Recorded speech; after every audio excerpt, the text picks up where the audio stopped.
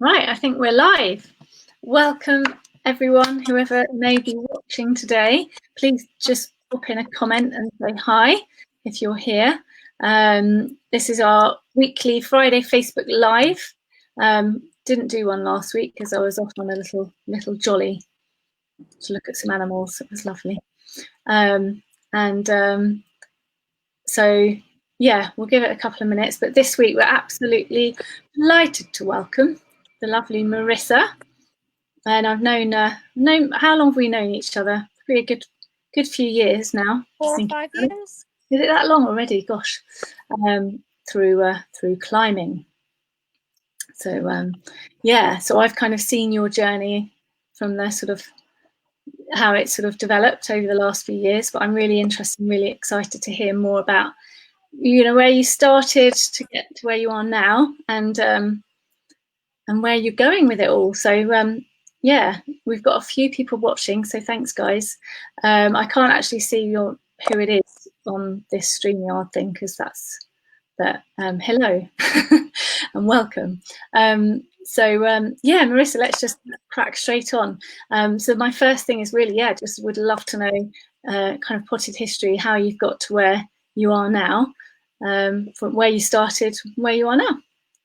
Go. Well, where I started, I started when I moved to the UK 20 years ago. I was working for an advertising company and was made redundant. Went through a bunch of sort of 9 to 5 office jobs, which I enjoyed to a certain extent, but knew it was kind of a temporary thing. And then I had my first child, who's now 14, and I was working in London. It was 9 o'clock to 6 o'clock. I left her with the childminder for 12 hours a day, and it was just too much. So I looked for another job closer to home, which I found. And then a few years later, I had my second child, and realized that I couldn't balance. I couldn't give the 100% I wanted to my work without worrying about whether or not I was not giving 100% to my family. Mm-hmm. And at the time, I had the most amazing childminder, and she said, "Well, why don't you go into childminding so that you can, have more time with your kids?" And so that's what I did. I was absolutely terrified. I'd never been self-employed. I didn't know where to start, but luckily the childminding network down here in Kent is amazing. And I had a whole load of friends who helped me on my way. And that's been really great. The wonderful thing about childminding is everybody always needs childcare. So until I started as a personal trainer, I didn't realize how hard it was to market yourself. So a few years ago, I decided that I was going to start winding down the childminding and do something that was more in my interest now. I had been climbing for a while. I absolutely loved it. I'd spoken to some friends who worked in the industry and said, "So, what do you think what do you think I could do in the industry, and that I would be interested in?" And one of them suggested, "Well, there's a lack of knowledge about how to fuel in climbing." So I looked at nutrition, and that sort of led me to this course that I did that was an immersive course and took in personal training and nutrition. And so that's what I trained in, and I really fell in love with the personal training. I love being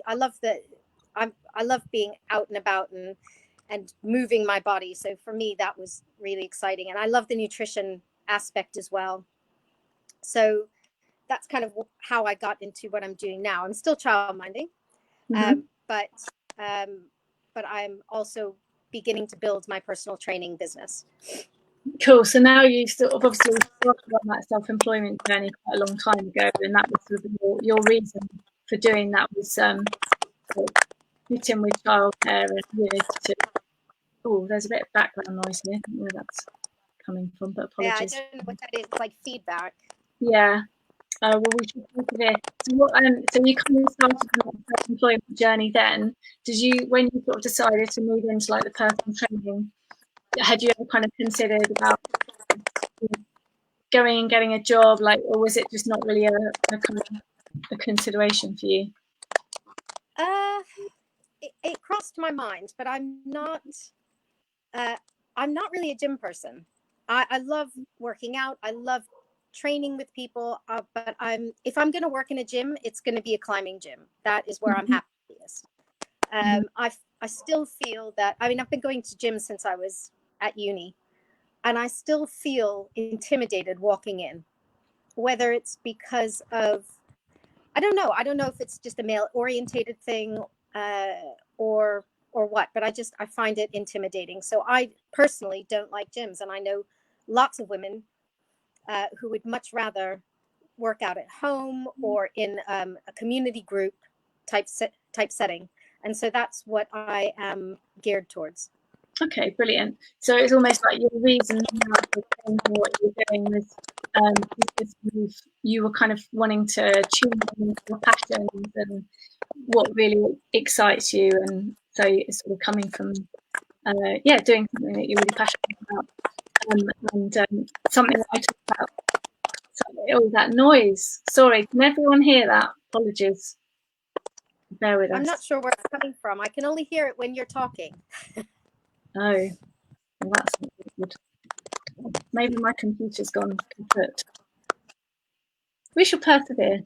So what would you say, like, in terms of becoming self-employed, or being self-employed and running your own thing, now pivoting your business, and you mentioned about the kind of marketing aspect of, when you know that there's a real need, as there is in childcare, childminding, to something where you are really passionate about it, but it's maybe harder to get in front of the right people.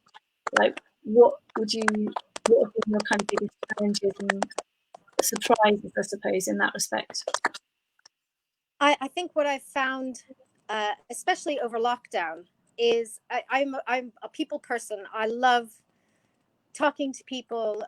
If I work at Chimera Climbing Center, and one of my favorite jobs is sitting behind reception and just chatting to everybody. And I've always found that, aside from talking to the people that I know, I've always relied on word of mouth to sort of get out there what I'm doing. But with lockdown has really made me have to sort of change how I do things. So I've become more engaged in the social networking aspect of Facebook and Instagram. And as Kat knows, I absolutely hate social media. I am a social media phobe. I do the Is anyone listening a social media phobe, I wonder?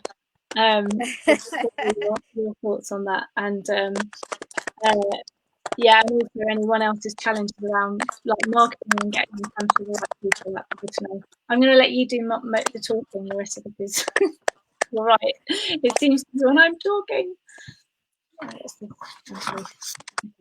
So in terms of marketing, I think a lot of it's connecting with other wellness coaches and personal trainers and people in the wellness community to find out what marketing's worked for them, how they engage with their audience, and building up a community that you can refer to. So I think I've spent quite a bit of time lately talking to, as I said, other personal trainers, but also other people in the health and wellness community, so that I can have a community of people that I trust to then refer my clients to, in terms of other aspects that maybe my professional boundaries don't cover. So there are certain aids to recovery, like massage and physiotherapy and so on and so forth, that I can then refer them to when I can't help them with what they need to get done. So I think that's probably how. Pardon? It's a huge industry, like wellness, fitness, and health, as a whole. So Yeah. is there a specific type of person that you would love to be working with, and what are your thoughts around that? I don't think there's any one kind of person that I would like to work with. I think for me to want to refer to someone, it has to be someone that I trust, that I have experience with, that is passionate about what they do. So I'm not going to send someone to someone who's kind of like about what they do. I want to know that they're 100% in love with what they do. Body, heart, and soul. They have to be really willing to bring that person under the wing and take care of them the best way they can, just like I would like to. Mm-hmm. Okay. So, what, like, well, that noise is really irritating. Sorry. Knowing what you know now, what advice would you give to the young you in terms of, like... I think my biggest challenge has been getting over the whole imposter syndrome, which is feeling like I don't know enough. I can't possibly know enough to be able to help my clients. And as I've gone through, gained more experience, spoken to other people, I really feel that my confidence is building. And I've only had a couple of years in the business, but over those few years, I feel like I've really learned so much that I want to pass on to the people that I'm working with. So I think that might have been the biggest challenge. And also finding my focus. So yes, I want to help everybody. I always want to help everybody, but I'm beginning to find that the people that I specifically work with most of the time are my age. The kids are getting older, and they're moving into a different phase of their life, and they need support to know where to go in terms of fitness, health, how to just feel good about who they are. So that's been my focus lately, is working with women who are, I guess, for lack of a better term, in their middle life, and really looking to they're not the tired mums anymore. They're not constantly running around after toddlers. These are women that have kids who are school age or secondary school age or older, and are beginning to take back their life a little bit. Everybody's not so dependent on them. It's more, they're finding time for themselves. They're beginning to realize that actually, in order to take care of the people they love the most, they need to take care of themselves. Mm-hmm. So that's become my focus, and I'm feeling, actually, it's been something that's happened specifically over lockdown, and I'm feeling really great about that. Brilliant. And I guess what change would you love to see in the world? I didn't have to pay for that question, but in terms of in relation to what you do, I would like to see people I would like to see people taking care of themselves, not thinking that they're not worth that time and money and effort. Really looking at themselves in the mirror and thinking, I'm really worth putting this effort in. Because I feel that when people put an effort into themselves, then they're more prepared to help put an effort out into everything else they do. So that would be the change I would like to see. I find, especially with mums, everybody else comes first. And they really struggle to find that space of their own. And I want to be able to make that space with them and for them. So I'd like to change maybe the way people think about themselves in a way. I love it. And it's such an interesting thing, isn't it? Because, it's that thing of, if your car breaks down or you need to get your kids looked after because you're going to work, it's like a number one priority. You have to do that thing. But when it comes to your own personal, like, self-care, help, and health, it sort of drops off. It's like, how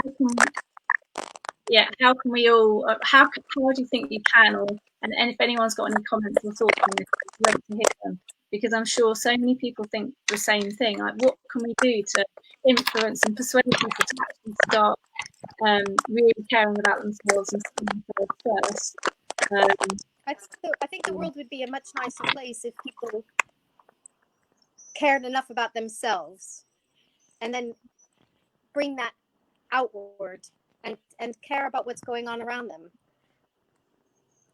Yeah, because I'm sure that you're not alone with the world of wellness and personal trainers, nutritionists that would love to change the way that people think. So I don't have the answers to that. I don't think anybody does. If we can figure them out, and then there'll be enough business for all of the personal trainers and out there forevermore, because your work is so needed. Yeah, it's just getting having those conversations. Probably. I think it's learning about how to love yourself, not give that time and effort to yourself. So many people just don't think that they're worth the time and the energy. But they're wrong.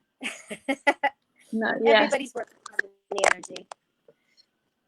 Good. And so in terms of your business, like what would you say is next for you in terms of how you're doing?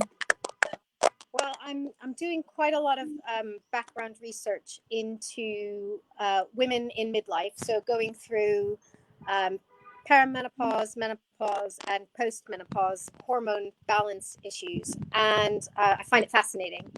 There's so many things that you can do holistically to bring yourself through this process. And people look at it as a disease, or, oh my God, I don't want to go through that. But actually, I think if you just look at your life and you give yourself the space and the time, and again, put in that effort to find holistic ways to balance your life, that things will fall into place. I mean, we're very lucky that, we have GPs and doctors who can help us through that.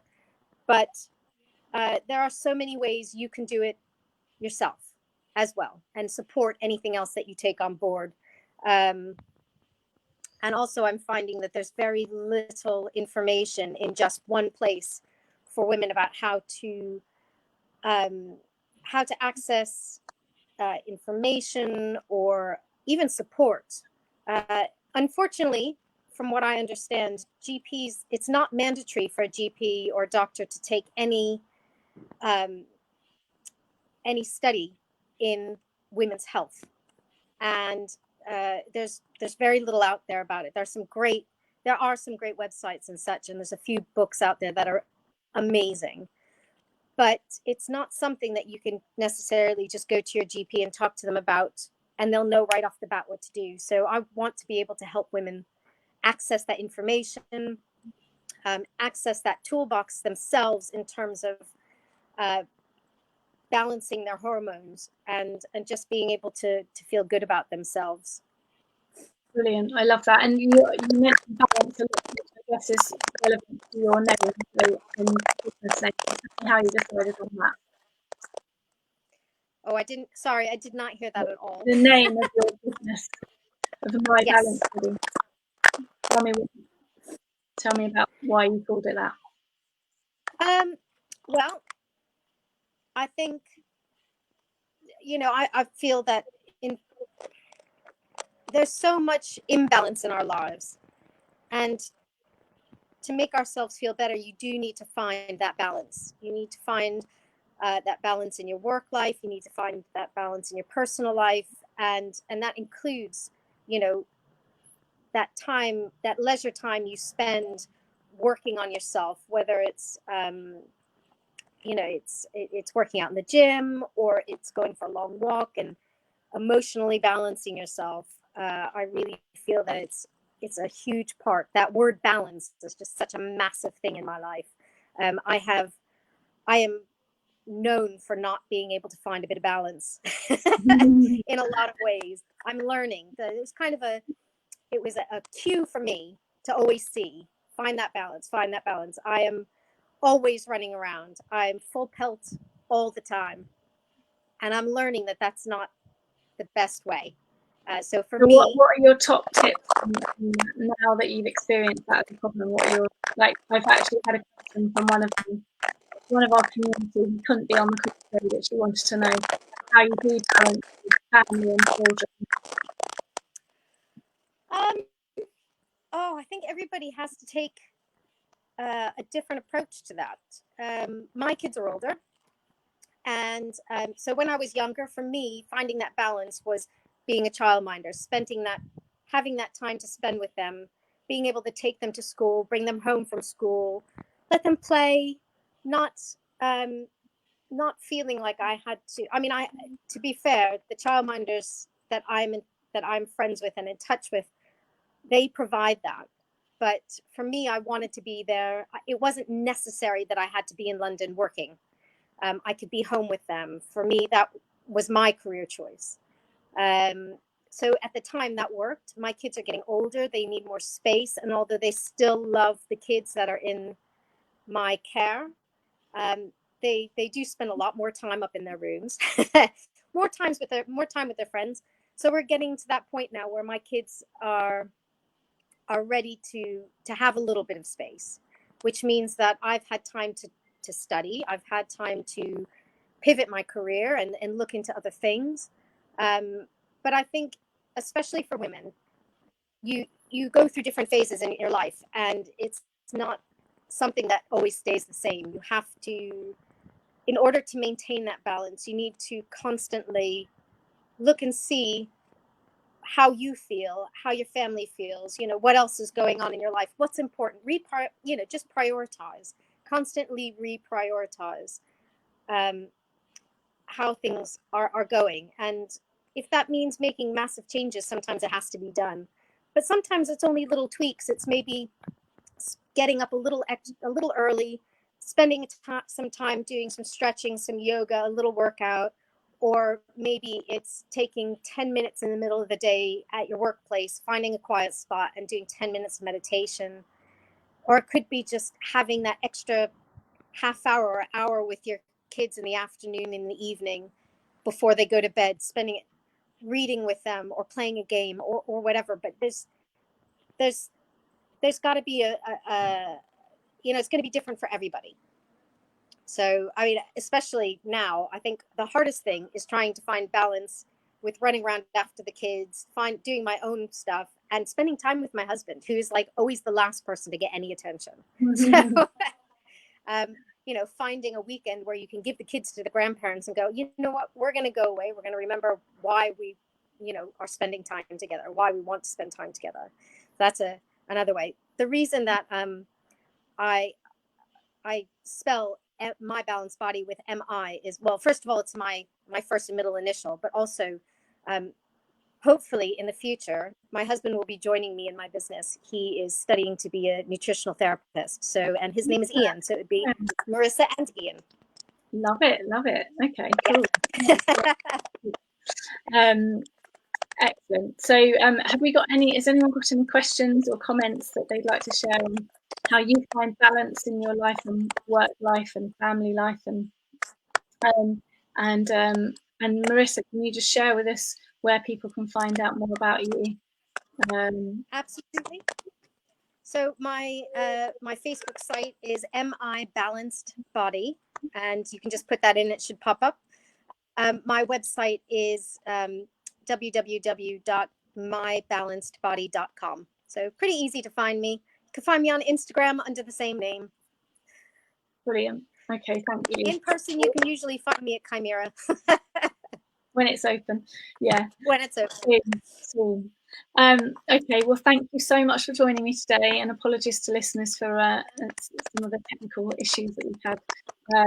And we'll be back again next week. In fact, we have. I am going to be interviewing a doctor turned coach at some point. And I know we've got Holly, who I don't know if she's listening today, but has been commenting, and she's been working with doctors around leadership. So like lots of interesting things going on in the world. Anyway, I'm going to end now because there's no doing my head in. So apologies, everyone. And thank you, Marisa. Thank you for being here, and we'll see you soon. See you soon. Bye.